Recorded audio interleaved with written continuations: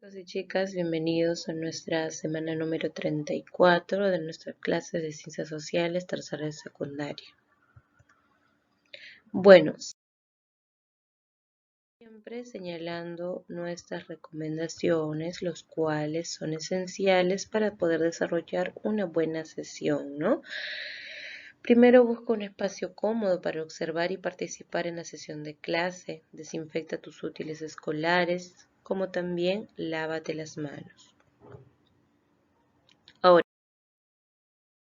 nuestro tema de hoy es acerca del trato a las mujeres en el Perú colonial y la actualidad. Así vamos a desarrollar la competencia Construye interpretaciones históricas. Con su capacidad interpreta críticamente fuentes diversas. El propósito de esta semana es que vamos a analizar el trato a las mujeres en el Perú colonial, como también reflexionar sobre el trato a las mujeres en el Perú colonial y su actualidad.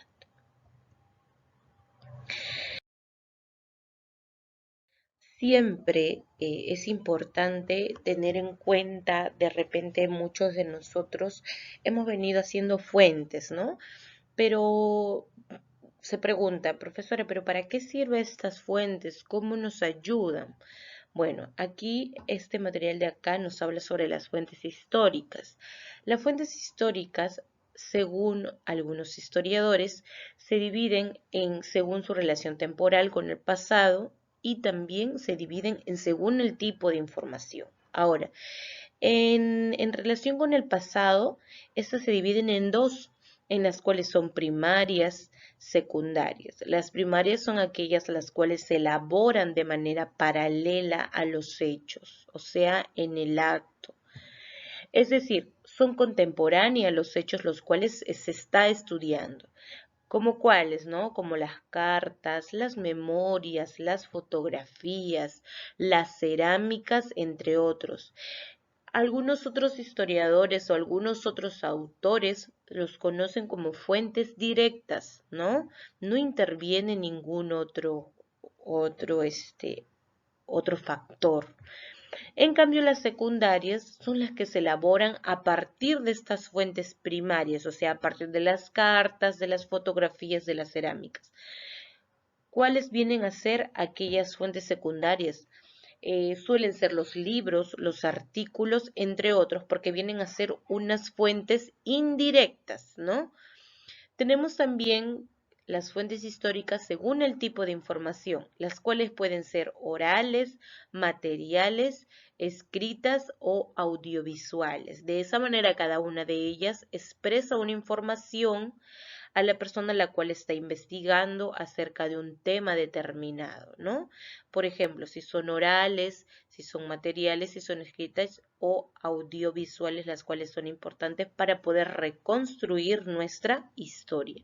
Entonces, podemos decir que una fuente histórica es importante ya que nos ayuda a analizar, a reflexionar, a criticar acerca de un hecho histórico que ya pasó y de esa manera poder darnos cuenta qué características tuvo en ese tiempo y de repente si es que encontramos similitud en nuestra actualidad. Ahora, siempre es importante señalar, chicos, como siempre hemos venido haciendo, que antes de realizar tu actividad debes tener en cuenta tener a la mano lápiz y papel para anotar las principales ideas, disponer disposición para leer, ¿no? Utiliza los medios digitales de la manera correcta. Ahora, entramos a una introducción más allá de nuestro tema de hoy. Según el historiador pues Luis Bustamante, en el Perú colonial, algunos de los hombres que maltrataron lo hicieron cuando sus mujeres protestaron por sentirse encerradas, ¿no? Cuando éstas llegaban tarde a casa o se demoraban, cuando reclamaban por ser tratadas como peones o esclavas, cuando desobedecieron e incumplieron con las indicaciones de sus maridos o los que se esperaba de ellas, ¿no? En la actualidad contamos ya nosotros con leyes los cuales sancionan y penalizan este maltrato contra la mujer. Entonces, una pregunta sería, ¿por qué crees que aún hay hombres que violentan a mujeres, ¿no? Esa sería la pregunta. Nuestro tema de hoy es acerca, ¿no? Como hemos mencionado, ¿cómo fue el trato de la mujer en esta época colonial? Sabemos nosotros por historia que muchas de estas mujeres eran tratadas, como dice ahí nuestro texto, como dice nuestro texto, estas mujeres eran tratadas para realizar servicios, ¿no? O ser esclavas, cuidar a los hijos, no podían trabajar, no podían ser, se podría decir, personas cultas que podían leer, estudiar, escribir, entre otras cosas. Entonces, al no poder realizar ellas esas actividades, pues ellas se reprimieron y realizaron diversas, se podría decir, rebeldías, ¿no? Ante las personas las cuales vivían a su alrededor. Entonces, eso lo tratan de asimilar con nuestra actualidad, ¿no? Porque hay hombres en la actualidad las cuales violentan contra las mujeres. Sí, nosotros en nuestra actualidad ya contamos con leyes las cuales de esa manera sancionan y penalizan a los hombres, ¿no? Ahora, en sí el trato a las mujeres en el Perú colonial y en la actualidad, nuestra temática. Tenemos aquí dos preguntas. ¿Cómo fue el trato a las mujeres en el Perú colonial? ¿Qué cambios y similitudes encuentras en el trato a la mujer en el Perú colonial y en la actualidad? Eso tú te debes cuestionar. Ahora, tenemos nuestra primera fuente acerca de la familia colonial, la cual titula Mujeres peruanos, el otro lado de la historia, la cual es la cita del profesor Bernard Lavalle, ¿no? En el estudio realizado por Bernard Lavalle de la totalidad del archivo de arzobispo de Arequipa, es posible advertir, dice, una violencia generalizada y omnipresente en la vida de las parejas. Cualquiera que fuese el nivel social o la pertinencia ética de los casados, maltratos que están certificados por médicos o testigos presenciales, se mencionan golpes hasta perder el sentido, los azotes, las palizas, incluso puñaladas tan generalizadas era la violencia contra la mujer, que incluso aparece justificado, aceptado cuando se menciona como causas que las cuales son el alcoholismo de los hombres, los celos por una conducta indecorosa de la mujer, la indisciplina, la falta de sumisión y en otros casos el adulterio, ¿no? También tenemos acá la escuela dice Mujeres peruanas en el otro lado de la historia, citado por la catedrática Rocío Quispe, dice. Desde la primera generación de los españoles practicaron un concubinato generalizado que significó una forma de opresión, la cual se desarrolló en el aspecto socioeconómico, racial y de género, ¿no? Pues que en el amancebamiento, ¿no? La regla general era que el hombre pertenecía siempre a una casta o a una capa social más elevada que la mujer. El carácter del concubinato de los nobles españoles con mestizas expresó el vasallaje ya masculino, ¿no? La mujer no solo fue utilizada sexualmente de manera clandestina y expuesta a una severa censura, sino que a los hijos que nacían de estas uniones se le conocía como ilegítimos, ¿no? Y no podían ingresar a determinados colegios ni ocupar importantes cargos ni casarse con quienes quieran.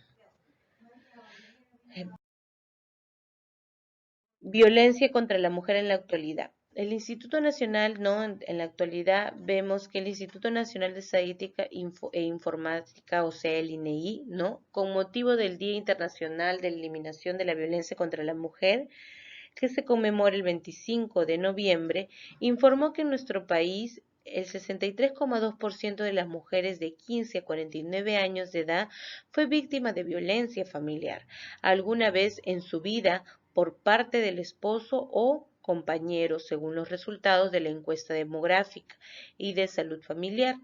De acuerdo con el tipo de violencia ejercida por el esposo o compañero, alguna vez en su vida el 30,7% de la víctima sufrió pero ya de una violencia física y el 58,9% psicológico verbal y el 6,8% ya una violación sexual. Cabe indicar que el primer semestre del 2019 las mujeres alguna vez unidas que sufrieron violencia familiar por parte del esposo o compañero representaron el 57,8% y en los últimos ya 12 meses el 9,8% sufrió violencia física y sexual, ¿no? Eh, Más del 5.500 denuncias de violencia sexual contra las mujeres fueron recibidas ya entre enero y septiembre del 2009, las cuales se han presentado 78 denuncias femeninas entre el mes de enero y septiembre del 2019. Bueno,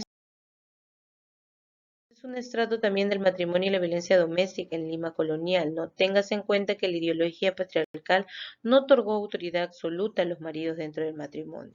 El patriarcado supuso derechos y obligaciones para ambos cónyuges enmarcados dentro de una lógica asimétrica, pero recíproca. Así, el ideal de correspondencia pudo ser interpretado por las mujeres casadas de una forma diferente a los hombres para afirmarlo de modo el derecho de castigar a su cónyuge por parte del marido. Desde la perspectiva de la mujer podía ser considerado como un abuso, ¿no? O algo intolerable. Fuente O, la cual nos habla del matrimonio y la violencia doméstica en Lima colonial, también por la historiadora Mabel Paola López Jerez, ¿no? Que dice, del mismo modo, el revelador papel de los abogados, puente de información discursiva entre la Iglesia, el Estado y la familia, tiene su cuota de importancia, no solo por su actuación en los tribunales, eran los que traducían el lenguaje jurídico, los requerimientos de los clientes, sino también porque algunos de ellos, como juristas, se empeñaron en mostrar a las esposas como compañeras merecedoras de respeto y protección, impugnando de esa manera pues los maltratos que éstas recibían tanto porque quebrantaban el orden que fundado en el amor debía reinar en las familias como porque era una ofensa a la dignidad, a matrimonio y un escándalo para la comunidad. Y las mujeres peruanas al otro lado de la historia, citado por la antropóloga Irene Ciberblatt, la lucha de las mujeres por sus derechos autónomos y ocupar cargos en los gobiernos locales, el derecho a la tierra y a ser consideradas cacicas, aparece en el juicio e investigaciones de la campaña de extirpación de la idolatría, ¿no? En las cuales se registraron la voz de autoridades eclesiásticas españolas y de indígenas, así también como los títulos en las tierras, partidas de matrimonio y documentos las cuales persistencia de los patrones andinos, ¿no? Entonces, de acuerdo a estas lecturas, chicos, podemos darnos cuenta que si hablamos del trato de la mujer en la actualidad y en la época colonial, en la época colonial se daban esos tratos, pero no tenían leyes, ¿no? El trato era, eran oprimidas, eran personas las cuales eran utilizadas para ser esclavas, para realizar actividades, actividades domésticas, pero ya con el tiempo, como nos mencionan estas fuentes, las mujeres fueron luchando para poder recabar todos sus derechos, los cuales ellas tenían por ser, estar avalada por estos abogados, ¿no? Los cuales estos abogados decían, pues, de que estas mujeres debían ser compañeras merecedoras de respeto, protección, de esa manera impugnando aquellos maltratos y respetando la dignidad en ese tiempo del matrimonio, y lo cual era un escándalo para la comunidad. Actualmente no existen leyes las cuales acaparan a esa mujer, pero de una u otra manera siguen habiendo estos maltratos, ¿no? Entonces lo que se quiere llegar es a reflexionar acerca de nuestra época colonial y nuestra actualidad. De una u otra manera siguen avanzando, pero se han transformado de acuerdo a las leyes, a las normas que ha citado nuestra sociedad peruana. No olvidar lavarte las manos constantemente, quedarte en casa, usar mascarilla y evitar el contacto físico, ¿no? También guardar tus evidencias en tu portafolio y enviar tus evidencias para que puedan ser revisadas a tiempo. Bueno chicos, eso sería todo. Gracias.